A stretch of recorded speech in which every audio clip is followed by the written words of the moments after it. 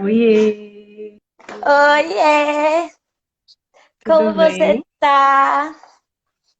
Tô bem. Não me arrumei, quero dizer, mas estou aqui. Eu também não, pentei o cabelo aqui, ó. Mas o importante é o que tá na cabecinha. Tudo certo. Na carequinha, né? Eu vi que você raspou de novo. Tô careca. Seguirei careca até segunda ordem. Tá bom assim. Massa, massa. Você tá me escutando direitinho, Lua? Tá certinho Eu minha tô te, voz? escu- eu tô te escutando, mas tu tá com.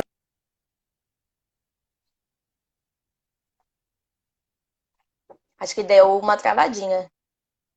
Só porque eu perguntei. Deixa eu ver. Agora. Uhul! Uhul! Amei! Eu tava falando aqui, morar mais perto da natureza tem dessas também, né? Os malefícios. É, mas no mato é isso. Exatamente, exatamente. Aí eu tava achando que era minha, porque a minha tava muito ruim esses dias também, muito instável.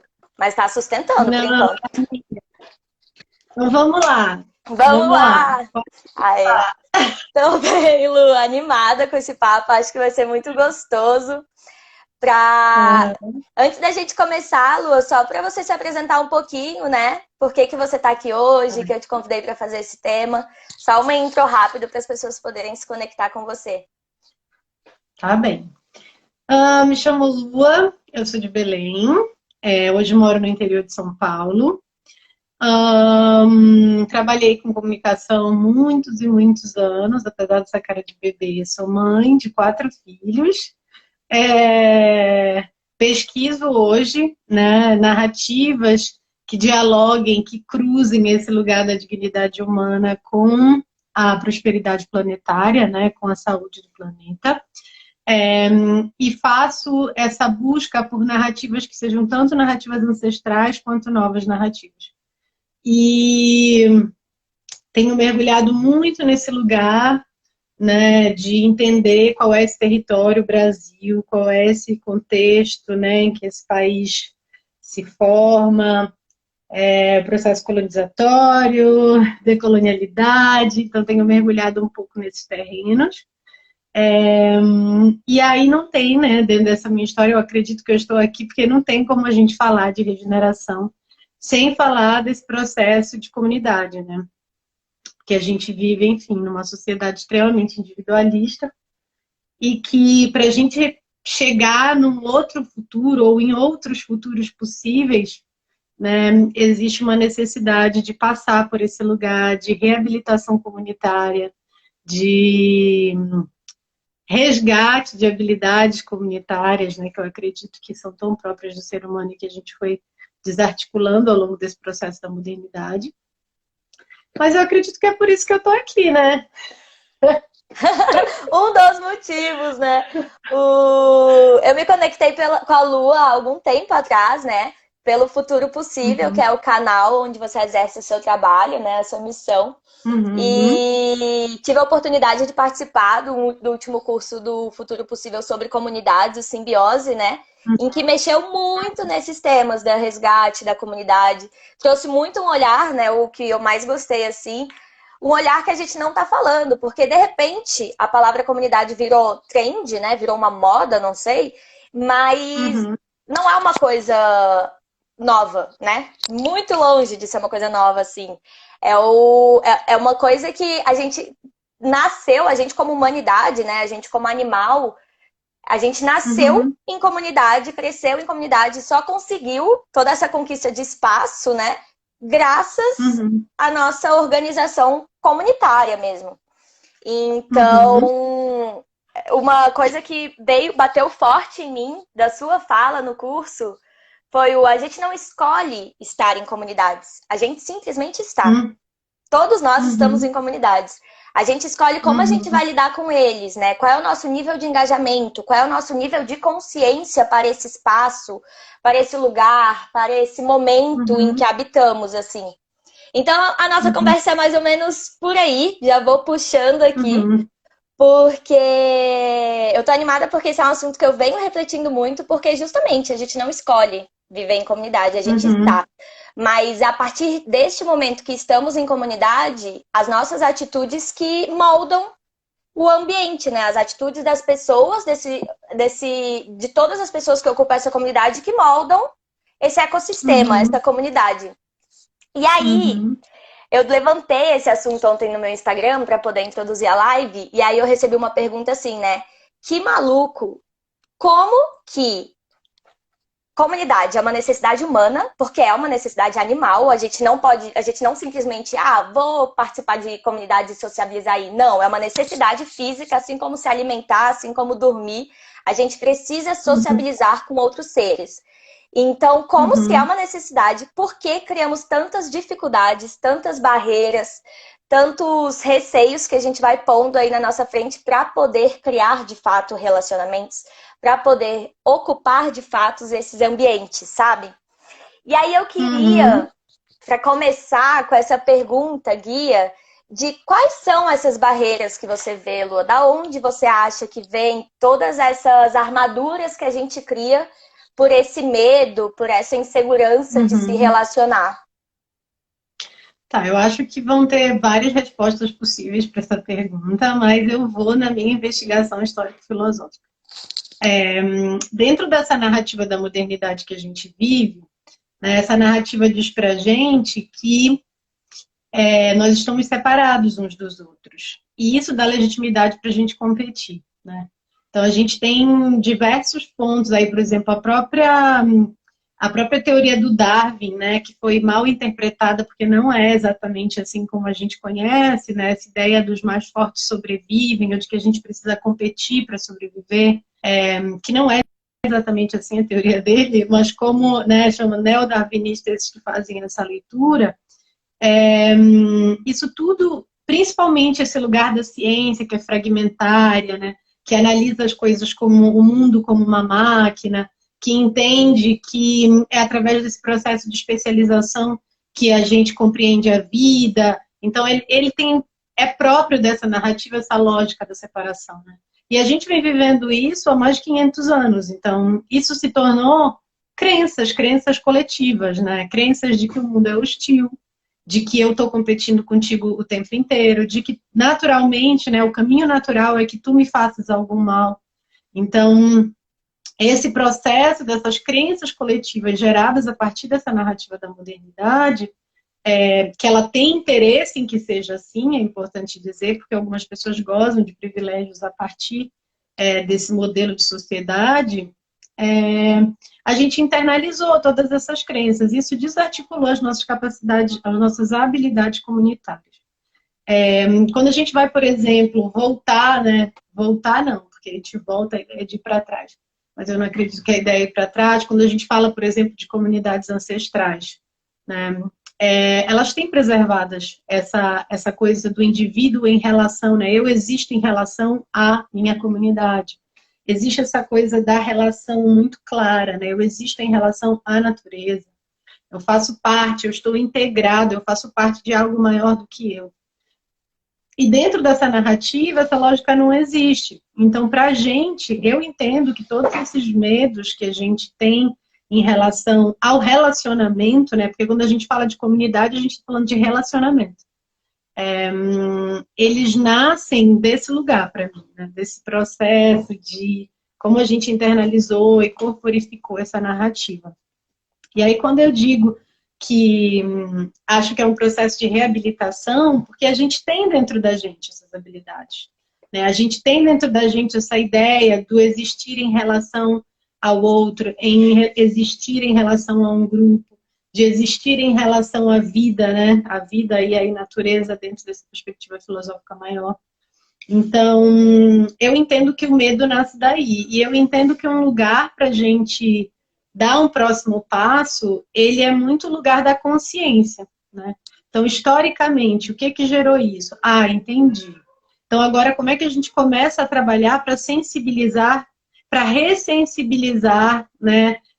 Inteligências e habilidades que são tão próprias, né, nossas, enquanto animais humanos, e que ao longo desse caminho a gente foi perdendo. né? Como é que a gente passa a olhar para o outro ou para a natureza, que a gente acha que está do lado de fora, como algo do qual eu faço parte, né? Então, quando no curso, por exemplo, eu falo que não, você não escolhe estar em comunidade, a pergunta é qual o nível de engajamento e qual o nível de consciência que você tem em relação às comunidades que você já faz parte, né? Porque a gente faz parte de várias comunidades. Eu faço parte da comunidade aqui da vila onde eu moro, né? Meus filhos se relacionam com as outras crianças, eu me relaciono com os outros vizinhos. Então, como é que a gente ganha consciência dessa comunidade e eu posso me engajar de uma maneira consciente, né? O que a gente pode construir juntos aqui nessa vila onde eu moro, né? E esse processo de quebra dessas crenças que são individuais e coletivas, ele é um processo que a gente vai fazendo dia a dia, no exercício dessas habilidades, né? No exercício do confiar no outro, no exercício de não controlar, porque, né, viver sozinho é mais fácil, Acreditar que você está vivendo sozinho, você vive uma fantasia para começar, né? Porque isso não é verdade. A gente está emaranhado não só com as outras pessoas, mas com a vida. O ar que eu respiro, ele é produzido. Essa condição ótima é produzida por vários seres que estão aí por esse planeta. Então, se eu quero viver nessa fantasia da individualidade, ela tem muito a ver com uma fantasia de controle também na minha vida. Sim, sabe? sim. Algo que eu posso controlar e que eu acredito que é mais fácil. Nossa, muito isso era inclusive uma coisa que eu tinha colocado aqui pro final, mas já puxando um pouco, eu acredito que é isso, muitas vezes é fuga nessa visão de quando eu estou só, quando eu não me relaciono, eu controlo todos os meus passos, eu controlo o que as pessoas sentem, né? Tipo, eu não corro risco de decepcionar, eu não corro risco de não ser aceito, que a gente tem essas necessidades, né? De ser aceito, esse medo de não ser aceito. Então, a gente tem essa falsa percepção de que é muito mais fácil e cômodo você seguir sua vida sozinho. Mas não, né? No fim das contas, isso é uma ilusão mesmo, é uma coisa que a gente cria na nossa cabeça, uma armadura que a gente põe na nossa frente e que nos impede de relacionamentos mais profundos. Quando você fala dessas crenças, é uma coisa muito real ainda hoje, do tipo, não compartilha teus sonhos, senão não vai dar certo. Como assim? Né? Como assim não vai dar certo? As pessoas têm essa capacidade de colocar um olho gordo tão grande que vai destruir todas as suas conquistas, sabe? Essa ideia do mundo hostil, né? Tipo, dentro Sim. dessa narrativa, o mundo é hostil. Então, todo mundo vai me roubar alguma coisa. É uma lógica da escassez, né? Então, essa lógica da competição é a lógica da escassez. A lógica da colaboração é a lógica da abundância. Da abundância. E parece uma coisa mística, e não tem nada a ver com isso. Tem a ver com se abrir. E é um processo que ele diz muito sobre evolução, sabe? Da gente enquanto humanidade. Assim. O que a gente é capaz de oferecer mais do que cobrar do outro, né? Porque eu vejo, assim, que todo mundo quer co-criar. E aí eu tava vendo uma tirinha do André Dahmer, né? Que, nossa, ele é muito incrível, meu marido lê muito. Ele gosta muito das tirinhas, e ele tinha uma tirinha que era assim, adoro colaborar. Decidi fazer um desenho colaborativo da minha próxima casa. Aí saiu uma casa com uma chaminé no chão, uma árvore em cima da casa, tipo, tudo descompensado. E essa ideia que a gente tem de co-criar é uma ideia de que a gente não tem controle, então vai existir um caos, né? Por outro lado, eu tenho uma fala que eu acho que é pontual em relação a isso, que tem erros que hoje a gente é capaz de lidar com eles e outros que a gente não é mais capaz de lidar. Então, eu sou capaz de lidar com uma casinha com a árvore em cima e a chaminé no chão, né? E não sou capaz de lidar com um processo de liderança autoritária, controlada, tarará, tá entendendo? Então, eu acho que, assim, a gente está no momento de viver novos erros, até para desenvolver outras habilidades. Então, vamos colaborar dentro dessa ideia que é o que a gente conhece agora, que é do caos. E em algum momento a gente começa a desenvolver as habilidades necessárias para que esse grupo refine a sua capacidade de ação, né? Então, se a gente não começa, ou se a gente começa numa medida do que não é real, né? Do fake, da colaboração fake, da comunidade fake, que não está ali vivendo o conflito, a dificuldade, porque eu imagino que tu vai trazer essa pergunta, né? Mas esse lugar da comunidade, ele tem um lugar de muitos desafios, né? E aí eu acho que a gente vai falar mais pra frente, mas... Sim, sim. Total. Ela é a próxima mesmo, mas o que eu ia falar, já pegando um gancho do que você falou, eu acho que é isso, tipo, as pessoas precisam mudar essa chavinha do o que você tem para me oferecer e olhar para dentro e entender o que a gente tem para oferecer, porque para mim, eu analisando assim de fora, eu percebo que uma das maiores habilidades para estar em comunidade, criar comunidade, viver em comunidade, é você estar 100% aberto a oferecer, a participar, a criar. Tipo, você ser aquilo que você queria ver naquele movimento, né? Então, você puxar essa liderança, você se movimentar, você se colocar à disposição, você colaborar. Não é ficar aqui sentadinho no seu lugar de faz parte dessa comunidade, o que vai acontecer aqui? Nós humanos, a gente tem muito isso, né? De ter que ser comandado, de ter que seguir a manada, de ver o que vão fazer e seguir. E ter esse medo de eu vou fazer, mesmo que ninguém esteja fazendo, eu quero movimentar aqui essa comunidade, então eu vou puxar uma horta, eu vou puxar sei lá o quê, eu vou movimentar. E pegar esse papel de liderança e, de fato, movimentar e participar e colaborar com a comunidade, sabe? Então eu acho que é mudar um pouco a chave. A gente espera muito tudo dos outros, sem saber o que a gente pode dar em troca também, como a gente pode contribuir, né? E aí, puxando um pouco do que você falou, quais você vê como os maiores desafios nesse viver em comunidade, assim, conflitos, né? Dificuldades. Uhum. Acho que o maior desafio é a diferença entre as pessoas são diferentes, né? E aí a gente se projeta muito no outro, sabe? A gente projeta as nossas necessidades, os nossos próprios conflitos, a gente projeta expectativas nas outras pessoas. Então, a gente tem um background muito latente enquanto a gente está na relação com o outro. E uma coisa que, enfim, eu tenho até um texto na revista do Futuro Possível que fala sobre isso, eu sinto que um exercício da escuta profunda, ele é muito importante para esse existir com consciência e engajamento dentro de uma comunidade. Porque a escuta profunda, ela parte de um princípio em que eu preciso baixar o meu pano de fundo, né, de julgamento, de expectativa, de necessidade, para poder ver o outro, ver quem ele é efetivamente, não ver as minhas projeções nele, né? Porque assim, a gente entra no automático, muitas vezes, que a gente está se relacionando com a gente mesmo, porque a gente está projetando tanta coisa no outro ser, que a gente está ali naquela relação com a gente. Muitos de nós não têm consciência desse processo. Então, eu sinto que o maior desafio é esse lugar da relação com o diferente, né? E a gente vive num sistema, né, nesse sistema capitalista, em que apesar da gente estar falando muito de diversidade, o próprio sistema foi projetado para que a gente não se relacionasse com pessoas diferentes da gente. Então, essa própria maquininha que a gente está aqui, o Instagram, ele é programado para criar bolhas, né? Para a gente estar falando com quem já concorda com a gente. Ou para a gente estar morando num lugar em que não existe diversidade de pessoas, as pessoas são parecidas comigo, né? Seja na questão social, seja na questão racial, com pequeníssimas variações. Então, como esse sistema também está projetado para a gente não lidar com a diversidade, a gente não desenvolveu, não é que a gente não desenvolveu, a gente não exercita essa habilidade de lidar com a diferença, né?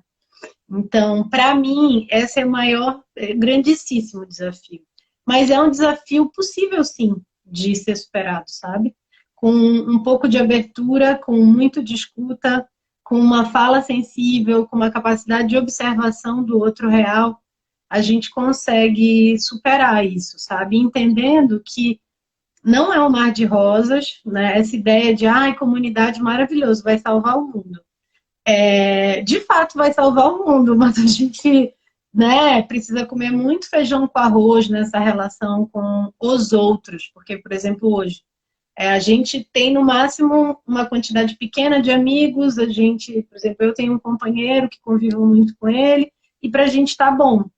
Só que é como aquilo que eu falei, a gente tá em várias outras comunidades, né? Só que no nível de consciência baixo, no nível de engajamento baixíssimo ou nulo, fingindo que a gente não existe, né? Em relação a ninguém. É isso. Nem aos seres humanos e nem muito menos aos seres não humanos. É isso, Lua. Eu vejo que a gente se esconde, a gente foge para uma zona de conforto do eu me relaciono aqui com os meus, eu me relaciono com a minha família, porque família é família. Eu me relaciono com o meu companheiro, porque é o meu companheiro. Mantenho alguns amigos que a gente se fala e se vê às vezes. E aí não ocupa esses outros espaços da minha empresa, do colégio do meu filho, do ambiente onde eu moro, né? A gente nem se cumprimenta, a gente nem se olha no olho e fala boa tarde, sabe? É uma vida passando por outra vida, assim. A gente foi mesmo se separando, como se fosse cada um na sua bolha, como se fôssemos seres individuais mesmo, sendo que não somos, estamos todos interligados, né? Então é um processo de resgate mesmo, de regeneração. E que exige certas habilidades, certas intenções e um grande nível de consciência. Eu quero fazer parte dessa comunidade, eu quero agregar o local que eu ocupo, né? Como? Como eu posso fazer isso? E aí eu acho que você já trouxe um pouco das habilidades, né? Puxou um pouco.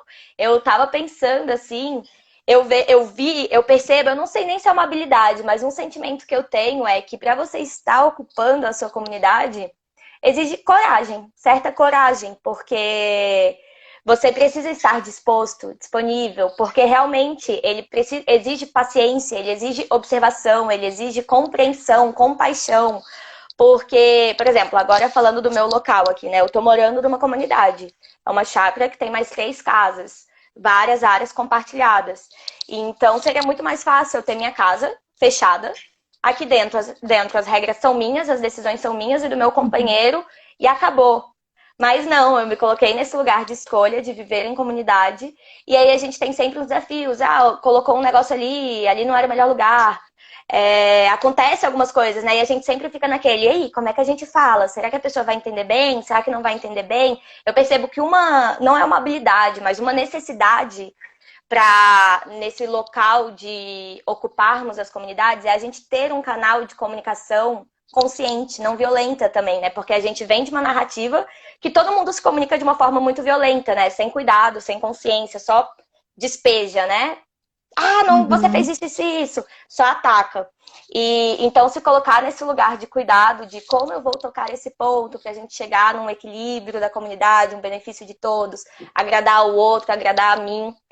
Então eu tinha colocado aqui também coragem, empatia, pessoas abertas, porque muitas vezes quando a gente fala de comunidade também, eu percebo que a gente fala assim de comunidades intencional, né? Do tipo, eu entrei na comunidade do Futuro Possível com a intenção de participar, com a intenção de receber o que vocês tinham para contribuir ali.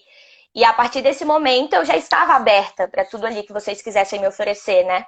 Mas quando a gente fala de comunidade local, bom, eu poderia vir para cá sem abertura, né? Eu vou para um condomínio, eu vou para um apartamento, eu só quero uma moradia. Eu não tô nem aí para quem tá do meu lado, né? Então, quando você tá nesse olhar inconsciente do eu não tô nem aí, aqui é a minha casa só, eu não preciso me relacionar com ninguém, se não tem essas pessoas abertas e dispostas, também fica muito difícil criar um relacionamento, né? A partir daí. Até porque um relacionamento pressupõe pelo menos duas pessoas, né? Então, se o outro não se abre, a gente também tem um lugar de empatia, de entender que ele só permite que a gente vá até ali, né? Exatamente. É por isso que a questão da consciência é importante, porque uma das coisas que a gente fala no curso também é que por mais que não existam regras estabelecidas, né, verbalmente ou de maneira objetiva, por mais que eu não tenha consciência de que eu estou inserida dentro daquela comunidade, existe sim algo estabelecido regendo, né? Então, por exemplo, num condomínio tem regras do condomínio que são muito claras. Mas, por exemplo, no trabalho, às vezes tem regras e códigos que ninguém estabeleceu, mas todo mundo entende. Então, a própria ideia de comunidade, ela vai muito além de qualidades e habilidades racionais, né? Eu gosto muito eu li uma vez, né? Não sei onde, não lembro mais. Que, por exemplo, se você observa o trânsito, né? O trânsito tem várias regras de trânsito, obviamente. Mas por que as pessoas não saem se batendo? Né? Se a gente for aprofundar essa pergunta, porque ninguém quer se machucar. Tá, beleza. Mas isso é consciente? Eu entro num carro e não quero me machucar, eu simplesmente saio dirigindo. E é legal observar como mesmo numa coisa que nós humanos criamos, todos aqueles carros indo juntos, não seria como as formigas andando uma atrás da outra, assim? Então é algo muito natural da gente, é algo que a gente entra meio que num tuninho, assim, sabe? Num lugar de que a gente está sintonizado, o outro freia, tu freia, o outro anda, tu anda. E às vezes tu não está fazendo isso racionalmente, tu tá apertando nos pedais ali automaticamente. Então a gente entra de fato numa sintonia, sabe? E eu sinto que esse trabalho com comunidade chega num ponto da relação que a gente entra numa sintonia também. E que essas habilidades elas já foram refinadas até certo ponto em que a gente consegue só fluir junto.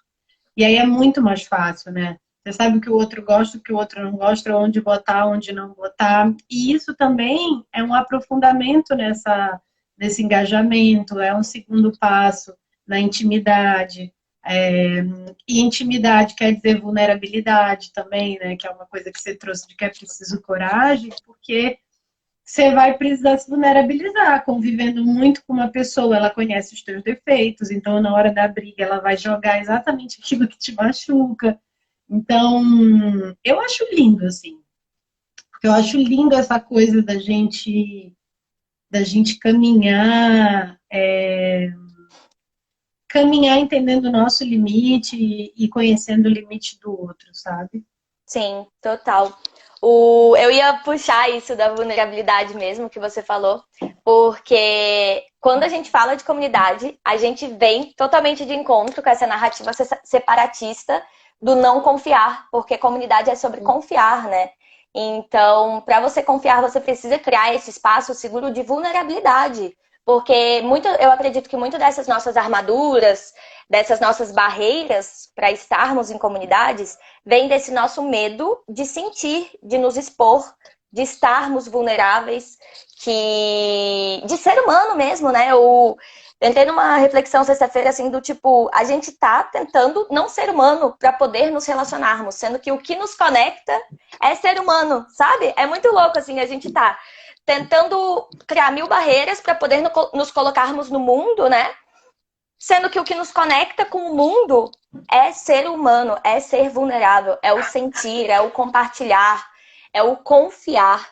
Então, vulnerabilidade eu acho que é uma habilidade importantíssima dentro desses espaços, né? A gente tem medo de ser quem somos. E por isso até que a gente busca muitas vezes, tipo, a gente não ocupa as nossas comunidades e a gente busca comunidades que a gente tem segurança de que lá a gente vai ser aceito, né? De que lá a gente pode ser quem a gente é, como comunidade de gamers, comunidade de times, qualquer tipo de comunidade, né? Onde a gente se encontre e onde a gente possa pertencer. Enfim, Lu, acho que a gente passou por tudo. Tem algo que você queira complementar? Eu aqui minhas anotações estão check. Eu queria complementar um ponto. Pode assim. falar. Só botar mais uma dificuldade, mais um desafio, deixar mais hard pra gente, que eu acredito que a gente se torna mais humano em relação, não só com a comunidade humana, mas em relação à comunidade não humana. Eu acredito que a gente descobre as nossas potências se relacionando também com seres não humanos, se relacionando com este planeta a partir de um outro lugar, né? Compreendendo esse emaranhamento profundo que a gente tem para que ele esteja se autorregulando. Qual é o nosso papel nesse processo de autorregulação? Entendendo que a gente faz parte dessa comunidade, desse macro-organismo, que é uma coisa que para a gente hoje é tão difícil de compreender, né? Ontem eu estava falando com o Fábio Scarano, que é um cara incrível, que tem um livro que chama Regenerante de Gaia. E aí a gente estava falando sobre essa coisa, e aí em alguma hora a conversa chegou nesse ponto, dizendo assim que Gaia tem uma linguagem, e a gente desaprendeu a falar essa linguagem, sabe? E a gente está num processo de não só aprender a falar essa linguagem de Gaia, mas a gente reconhecer onde a gente se encontra com as nossas linguagens também enquanto seres humanos, né? Essas encruzilhadas, assim, onde a gente pode se encontrar. Então, é uma provocação para quem ouvir isso, né? Olhar para a comunidade também como uma comunidade macro, que é essa comunidade do planeta que a gente faz parte, a partir da comunidade micro, né? Que é a nossa família, depois nosso bairro, nossa casa, nossa rua, nossa cidade, e a gente ir compreendendo todas essas comunidades, ganhando consciência nesse processo. Não só consciência do mundo, mas consciência da gente mesmo. É isso, é isso. Eu ouso dizer que não tem como a gente falar sobre consciência e engajamento de comunidade se a gente não passar a olhar o macro assim mesmo. Porque, de fato, essa nossa individualidade é tão ilusória que hoje a gente está vivendo uma pandemia mundial que começou lá do outro lado do mundo. Tá tudo conectado, tudo conectado. Ontem eu estava meditando em cima disso e depois eu tirei uma cartinha no aqueles tarozinhos, e aí veio, somos todos um. E essa carta tem saído pra mim, assim, sempre, assim, de 10 cartas que eu tiro, 6 é essa carta, sabe? Eu tô achando muito louco, porque eu embaralho, aí volta, somos todos um. Aí embaralho, volta, somos todos um. Então, achei lindo você terminar desse jeito. É isso, somos todos um, e quando a gente diz todos, não só nós humanos, porque nós humanos somos animais, somos natureza. Então, se a gente está falando de comunidade, a gente tem que nos ver como uma grande comunidade. Pensar nessa comunidade, pensar nas microcomunidades, pensar nas diferenças que existem entre nós, né? Porque eu acho que essa frase do somos todos um, ela cabe muito quando a gente fala do planeta, né? Mas a diversidade de nós entre seres humanos e não humanos, ela é muito importante nessa construção de comunidades também, né? Porque essas comunidades vão se formar a partir de desejos comuns, a partir de ações comuns. Então, as nossas diferenças são muito importantes também. Com certeza. E o respeito, né? A diversidade mesmo. Porque foi o que você trouxe no começo. Todo o sistema que a gente vive hoje, ele não prega a diversidade, né? Ele nos separa em iguais. E quando a gente fala de comunidade, não existe comunidade... Deve existir, na verdade. Mas não deveria existir comunidade sem diversidades. Porque diversidade muda tudo dentro de um ecossistema, né? Cria um ambiente muito mais seguro, resiliente. Exatamente.